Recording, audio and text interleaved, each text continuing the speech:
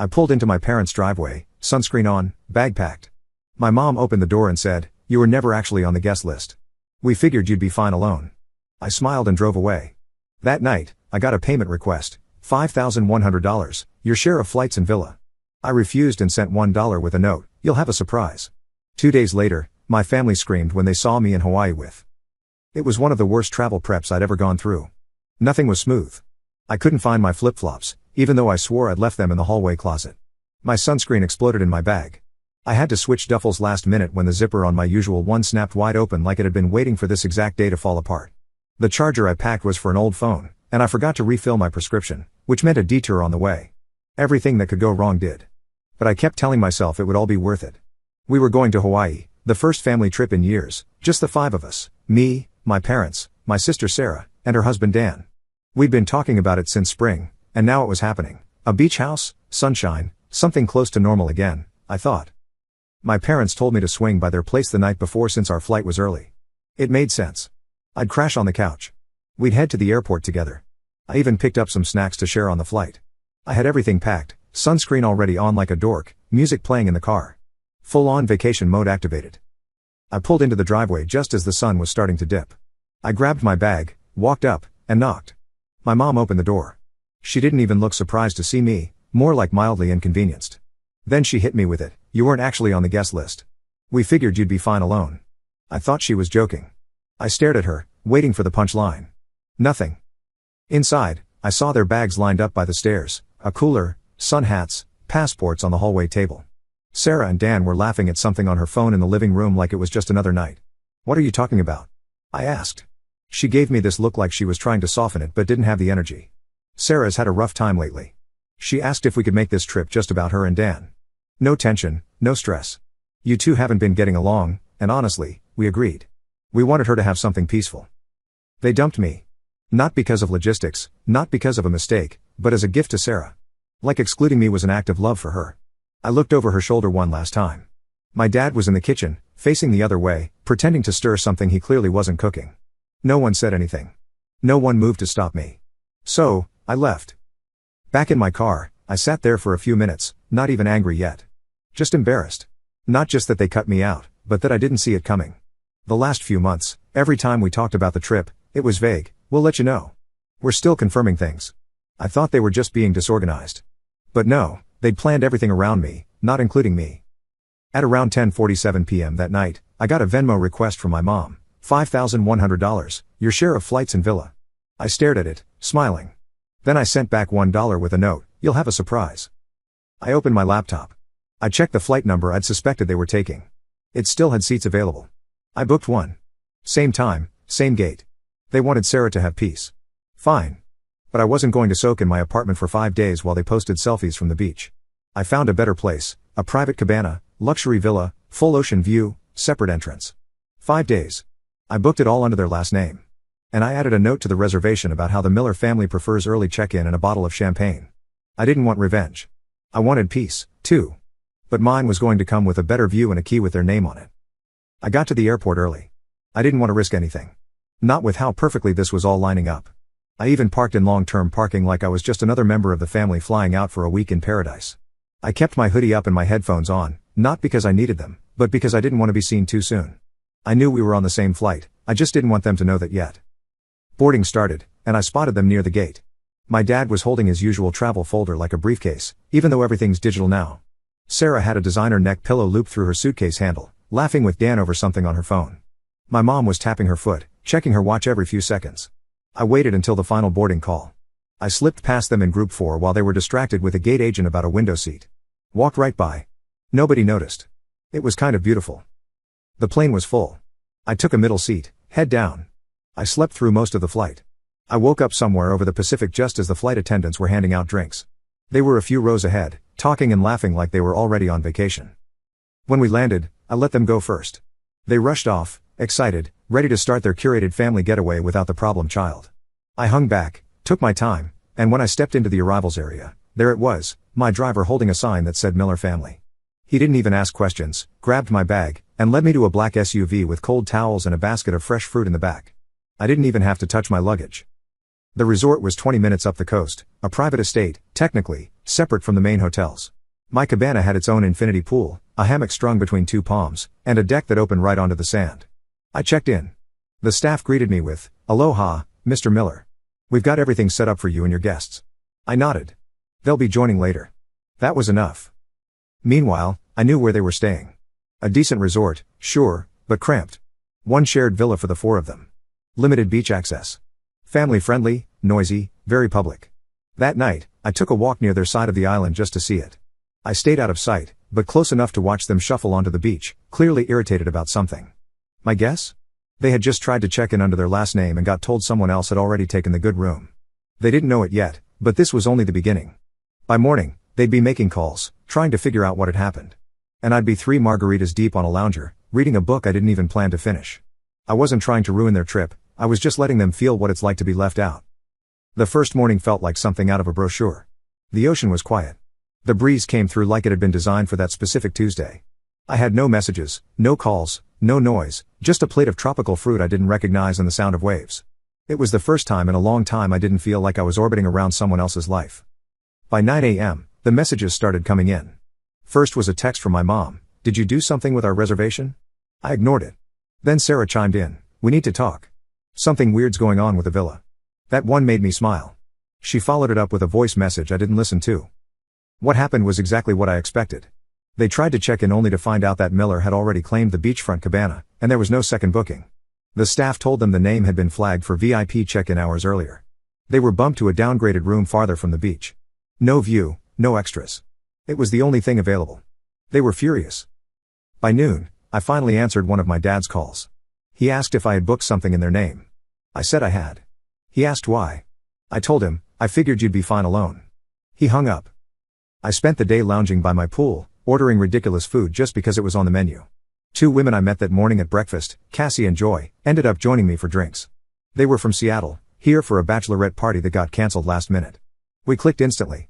Nothing serious, just easy conversation and lots of laughter. They stayed late. I didn't ask them to leave. The next day was even better. I went snorkeling while they scrambled with hotel managers trying to upgrade or switch properties. I knew they couldn't. Every decent place was booked out weeks in advance. They were stuck. I passed them once on the beach path near a crowded bar. Sarah saw me and did a double take. She was in sandals and clearly sunburned. I was in shades and a linen shirt, fresh off a massage. She didn't say anything. Neither did I. That night, Joy and Cassie came back. We watched the sunset on the deck, then crashed early, just stretched out listening to music in the ocean. I didn't feel triumphant. Not exactly. I felt quiet. Still, like everything that had built up over the years had been released in 5 days of silence and salt air. Back home, I knew there would be fallout. There always is. But for now, they were the outsiders, and I was exactly where I was supposed to be. On the 4th morning, a resort staff member knocked on my cabana door. I thought maybe it was another welcome drink or towel service, but instead they handed me an envelope. Not from the front desk, hand-delivered by a guest, they said. It had no name on the outside, just a room number scribbled in the corner. Inside was a folded piece of resort stationery, 3 sentences in Sarah's handwriting. This was beyond petty. "We're embarrassed for you. You've ruined the trip." No hello. No name. No explanation. Just that. I folded it carefully and slid it under my drink on the patio table like it was nothing. I didn't even feel angry. Not really. It was more strange than anything. Like they genuinely thought I was just going to vanish and not notice. And now that I hadn't, I was the villain for not going quietly. I spent the next few hours in town with Cassie and Joy. They'd found a boat tour that was a bit off the radar, owned by a retired marine biologist who offered reef dives to small groups.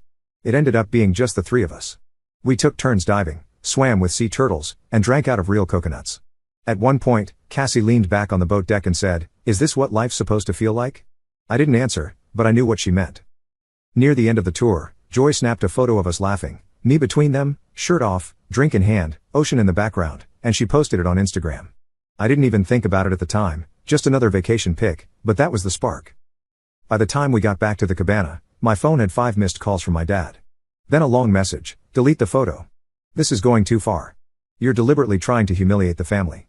Then Sarah, "You're not even pretending anymore. Is this all just some pathetic show?" And finally, from my mom, "We've supported you for years. You were always different, but we never made you feel that way. I don't know what changed in you, but this is cruel." I reread that last one twice. Supported me for years. That line echoed in my head for the rest of the afternoon. Supported me. They'd spent years trying to smooth me out. Ignore the things that didn't fit. Make me small so Sarah could shine. That night, Cassie and Joy went into town to check out a live music bar. I stayed back. I wasn't in the mood. The air was still warm, and I walked down to the beach barefoot, just needing to clear my head. As I got near the edge of the resort property, I saw someone sitting on the low stone wall by the water. Dan.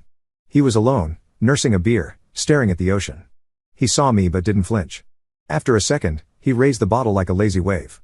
I hesitated, then walked over, sat down a few feet away. Dan didn't look at me. They're unraveling, he said. Your mom cried earlier. Sarah's been slamming doors. I didn't say anything. She wasn't expecting you to actually show up, he added, definitely not like this. They all thought you'd just sulk at home.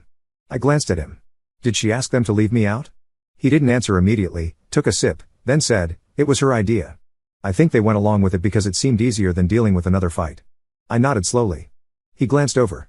I don't think you're wrong, but I'm probably not supposed to say that. We sat there in silence for a while. The tide was creeping up the sand.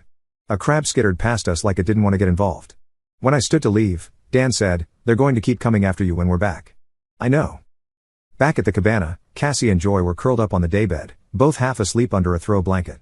Music was playing low on someone's phone. I grabbed a water bottle from the minibar and sat outside with them. Joy opened one eye, looked at me, then drifted off again. I leaned back and closed my eyes. Let them scream. Let them post. Let them spiral. This was the first time in my life I wasn't trying to earn a seat at their table, and it felt better than anything I could have imagined. The flight home was quiet. We were on the same plane again. Total coincidence, but it felt like some twisted symmetry. I boarded first this time, sat near the back with a window seat and noise-canceling headphones. I saw them come in, my parents, Sarah, and Dan, tired, tan, and not speaking to each other. They didn't notice me. Or maybe they did and just didn't want another scene. The weird part was I didn't feel anything. No smugness, no triumph, just nothing. I watched the seatbelt light flick on and looked out the window until we were in the air. After landing, I ignored their glances at baggage claim and walked straight to the parking garage. They didn't try to stop me. I think even they knew there wasn't anything left to say. 2 days later, the retaliation started. First, the text from my mom, we've decided to pause communication for a while. Emotions are still high. You crossed the line, Henry. Then my dad, we hope you reflect on the choices you made and the damage done. But the real message came in the form of money.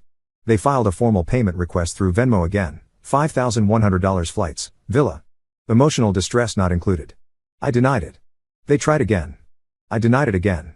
Then I blocked both of them. Sarah didn't block me. She did something worse. She started texting constantly. Not to talk, but to provoke. Hope your little stunt was worth it. You really think this makes you look strong? It's pathetic. You've always been selfish. Don't expect this to just go away. I didn't respond. Not once. She escalated from text to voice messages, sometimes 3 or 4 in a row.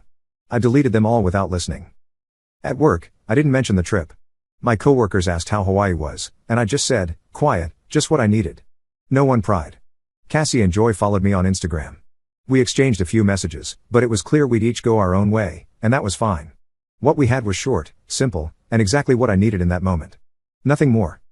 A week after the flight back, I got an email from my dad with the subject line, family boundaries going forward. I didn't open it. I archived it. Whatever line they thought I crossed, I wasn't interested in defending myself anymore. They made a choice to leave me out to make someone else more comfortable. I made a choice to stop chasing their approval. Simple as that. By the end of that month, I deleted the family group chat and removed every shared calendar event I had marked. Birthdays, holidays, anniversaries, gone. The silence wasn't sad. It was clean. By the time October rolled around, it had been almost 3 months since Hawaii. No calls, no family dinners, no check-ins, nothing. The last time I heard my parents' voices was in that airport terminal when they were laughing without me. And the last time I saw Sarah was that flash of her on the path, sunburned and stunned when she realized I was staying somewhere better than all of them combined. They never apologized, not once. They just shifted into this passive-aggressive campaign to freeze me out completely. My mom unfollowed me on everything. My dad blocked me on Venmo and LinkedIn, which was honestly just bizarre. Sarah didn't block me, but her texts kept coming every couple of weeks. Same tone every time, you should talk to mom. This went too far, Henry. Seriously. Still playing the victim, huh? You just abandoned us. Typical. She never once acknowledged what they did. Never mentioned the decision to exclude me in the first place. In her mind, I was the selfish one because I didn't just accept being left behind. Because I didn't roll over and pretend everything was fine when it very clearly wasn't. Eventually, I muted her, then finally blocked her, too. Not out of spite, just because it was exhausting. She didn't want to talk, she wanted to keep herself angry. In early November, I ran into Dan at a gas station near my place.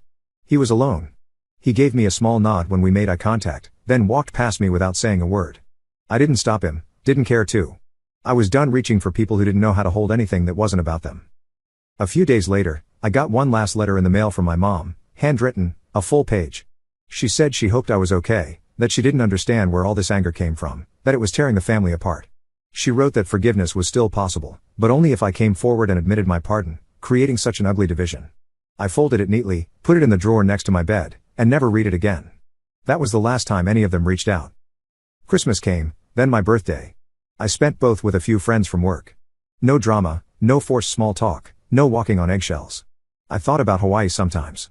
Not the revenge, not the petty satisfaction, but the feeling of that first morning alone when the ocean was calm and no one expected anything from me. That moment when I realized I didn't need them to give me space anymore. I could take it for myself. It wasn't about punishment. It was about peace. And peace, I've learned, doesn't beg to be understood. It just stays quiet and lets everything else keep screaming. That's the last I'll say about them. We don't talk anymore, and I don't miss it. Almost a year had gone by. It had gotten to the point where entire weeks passed without me thinking about them. I'd stopped wondering if they'd reach out. I'd stopped checking for their names in my inbox or bracing every time the phone buzzed. Life moved forward. I moved closer to the coast, picked up more freelance clients, and finally started sleeping through the night again. I wasn't trying to rebuild anything. I just built something new. Quiet, normal, mine. I was seeing someone, Leah.